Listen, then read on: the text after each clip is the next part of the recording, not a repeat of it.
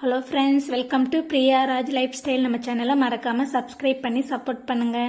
வாங்க, இன்றைக்கி எங்கள் வீட்டில் பிரண்டை துவையல் எப்படி செஞ்சேன்னு பார்க்கலாம். எங்கள் பசங்க வந்து சரியாகவே ஒரு 10 நாளாக நோட் பண்ண சரியாகவே சாப்பிடாம இருந்தாங்க. எங்கள் பாட்டிக்கிட்டே கேட்டதுக்கு பிரண்டை செஞ்சு கொடுத்தா சூப்பராக சாப்பிடுவாங்கன்னு சொன்னாங்க. சரி, நானும் ட்ரை பண்ணலான்னு பண்ணேன்.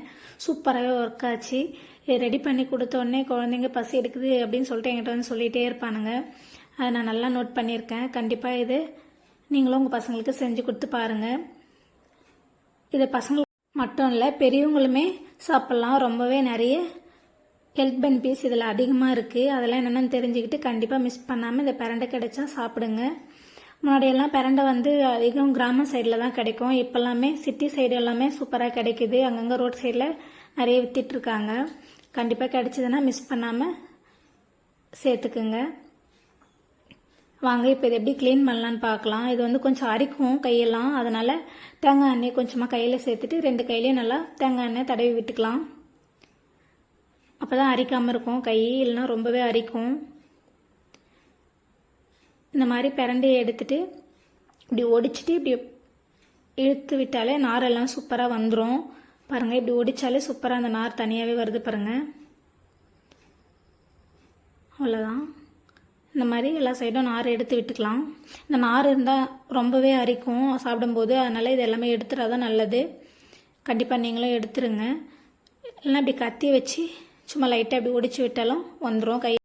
இந்த மாதிரி க்ளீன் பண்ணி எடுத்துக்கோங்க. ரொம்ப பிஞ்சாக இருந்தால் நீங்கள் ஜஸ்ட் இப்படி நார்மலாக எடுத்துகிட்டு அப்படியே ஒடிச்சு போட்டுக்கலாம்.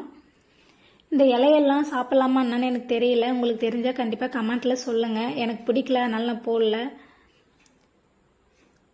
பிரண்டை எல்லாத்தையுமே இந்த மாதிரி க்ளீன் பண்ணி எடுத்துட்டேன். வாஷ் பண்ணிக்கோங்க. க்ளீன் பண்ணிவிட்டு ஸ்டவ் ஆன் பண்ணிவிட்டு ஒரு கடாயை வச்சுக்கிறேன். அதில் 1.5 ஸ்பூன் எண்ணெய் சேர்த்துக்கிறேன். எண்ணெய் நல்லா சூடானதும் இது கூட 2 ஸ்பூன் உளுத்தம்பருப்பு சேர்த்துக்கிறேன். என்கிட்ட தோல் உளுந்து தான் இருக்குது. நீங்கள் முழு உளுந்து இருந்தாலும் சேர்த்துக்குங்க. 1 ஸ்பூன் தனியாக சேர்த்துக்கிறேன். உடம்புக்கு ரொம்பவே குளிர்ச்சியாக இருக்கும். அதனால் 3 காஞ்ச மிளகா சேர்த்துக்கிறேன். காரம் உங்களுக்கு எக்ஸ்ட்ரா வேணும்னா இன்னும் 2-3 காஞ்ச மிளகா சேர்த்துக்குங்க. எனக்கு இது போதும். இதெல்லாமே நல்லா செவந்து வரட்டும். இது கூட 10 பல் பூண்டை தோல் உரித்து சேர்த்துக்கிறேன். 10-15 சின்ன வெங்காயத்தை தோல் எடுத்துட்டு இந்த மாதிரி சேர்த்துக்கலாம்.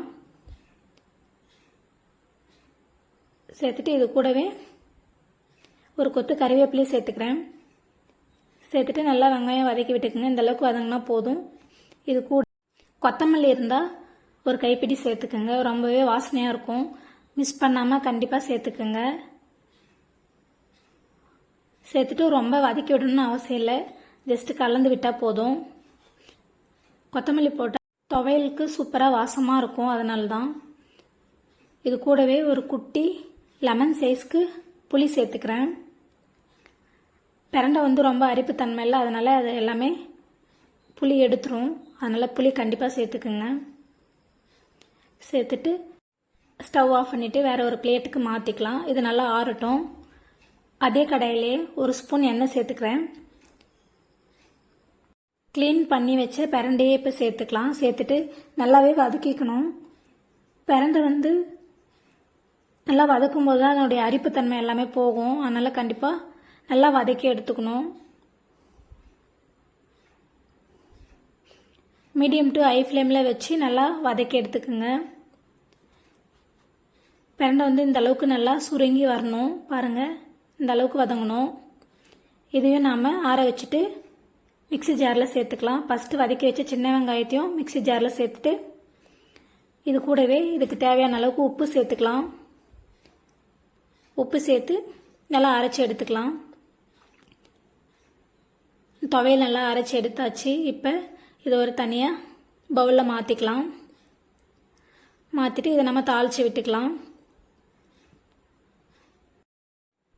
பாருங்கள், இந்த அளவுக்கு அரைச்சிச்சு. இன்னும் கொஞ்சம் தண்ணி சேர்த்துட்டா நம்ம சட்னி மாதிரி கூட யூஸ் பண்ணிக்கலாம்.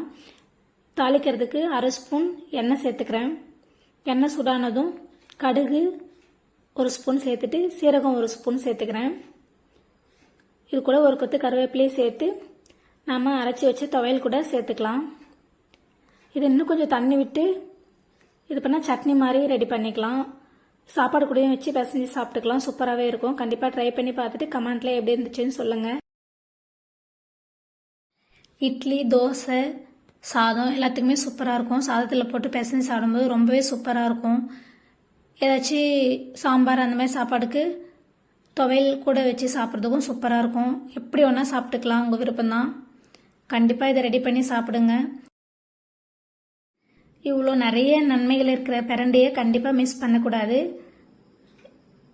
ஓகே ஃப்ரெண்ட்ஸ், இந்த வீடியோவுக்கு லைக் பண்ண மறக்காதீங்க. கமெண்ட்டில் எப்படி இருந்துச்சுன்னு சொல்லுங்கள். நெக்ஸ்ட் வீடியோவில் பார்க்கலாம். Thank you friends. Bye by.